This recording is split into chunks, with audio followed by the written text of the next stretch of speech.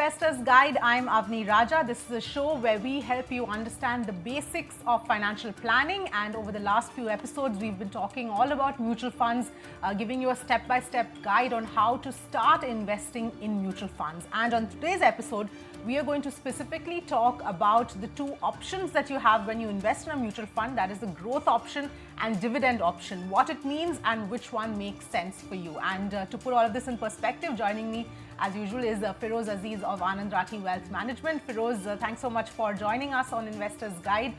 Let's talk about the growth option and the dividend option, because every fund or at least most funds have these two different options whereby investors can choose which one to opt for. Now, let's first start with understanding what really is the growth option and what it really means in terms of the fact that investors have to understand that they will not get any regular payouts if they choose a growth option.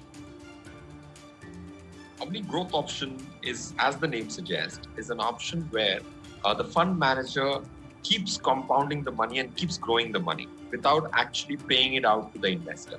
So if I put 100 rupees in a growth option and I leave it for 10 years, there will be no payout into my bank account, irrespective of the gain the scheme ended up making.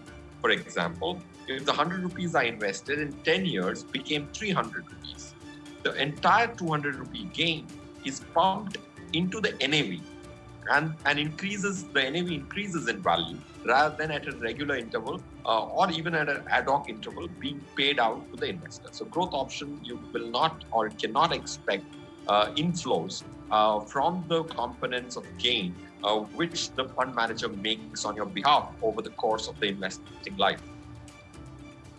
And on the dividend option, as the name suggests, as the NAV goes up, the fund manager actually pays out a portion of the gain he or she as a fund manager has made for you in the form of a dividend into your bank account. So if you take a dividend option, you can expect some inflows at a regular frequency in the case of a debt scheme, at an irregular frequency, at an ad hoc basis in an equity scheme. So, but you will be getting some inflows in your bank account. So that's why it's called a dividend option. And the growth option has no inflows whatsoever. Right.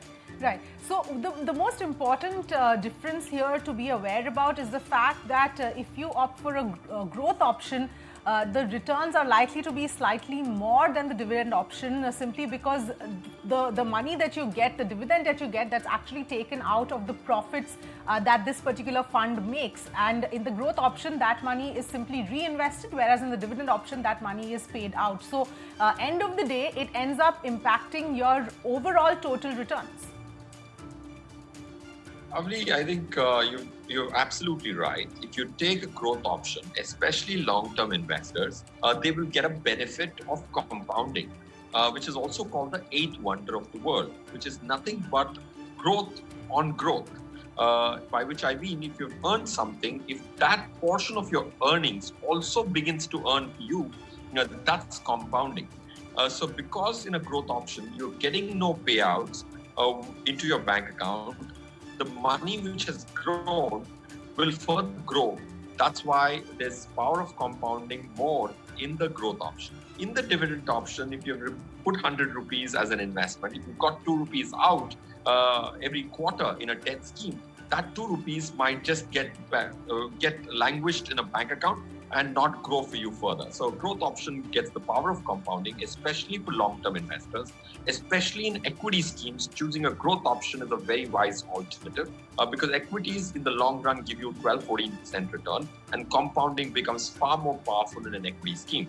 And currently, if you look at dividends, they're no more tax-free and they're going to be taxed at source. So it's always a better alternative to go for the growth option because it gives you compounding and also tax efficiency in the form of deferring the tax till the time you actually take the money in your bank account. Yes, absolutely, Feroze. That's a very important point because now with the dividend that you get, you have to pay the tax as per your income tax slabs. So obviously that benefit that was already there, that was used to be there earlier, that's completely gone. And on top of that, it's going to impact your overall returns as well. So, it's not really the best idea unless somebody actually needs that income, needs that regular cash flows to sustain on a regular basis. So Feroze, that brings me to my next question as to who should be opting for the growth option and who should be opting for the dividend option. To my mind, Avni, as things stand today, if you look at a growth option, a person in a large tax bracket, highest tax bracket, should always choose a growth option, both in the equity funds and in the debt schemes. But a retail client who's not in a very high tax bracket, that's the highest tax bracket, if he's not in the highest tax bracket, he should choose in the equity side a growth option. On the debt side, he can choose a dividend option. And to my mind, both on the equity and the debt side, dividend options are now redundant. They were very relevant a few years back when the tax laws were different. But today, to my mind, dividend options are practically redundant, and you should always choose a growth option. If you're in the lowest tax bracket, maybe you can consider a dividend alternative. Because even if you want a regular income on a monthly basis, there are other alternatives available in the mutual fund category, which is called systematic withdrawal plan. But a topic for another day. That can help you get tax efficient, consistent cash flows in your bank account. Right. Right, that was going to be my last question, Feroze, in terms of, what should one do? Of course, we will discuss it in detail at a later stage, but for those who are watching this right now and realize that it's important to sort of use the growth option and not dividend option, and if they are those who need that regular income, some points that they should sort of think of at this point in time.